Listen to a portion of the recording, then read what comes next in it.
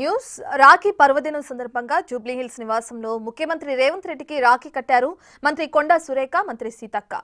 ఇక అనంతరం రేవంత్ కు నుదుటిన తిలకం పెట్టారు.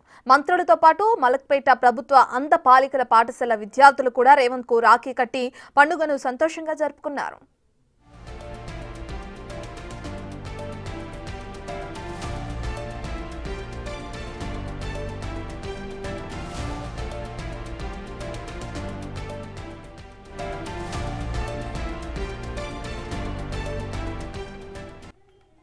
రాఖీ పర్వదినం సందర్భంగా జూబ్లీహిల్స్ నివాసంలో ముఖ్యమంత్రి రేవంత్ రెడ్డికి రాఖీ కట్టారు మంత్రి కొండా సురేఖ, మంత్రి సీతక్క.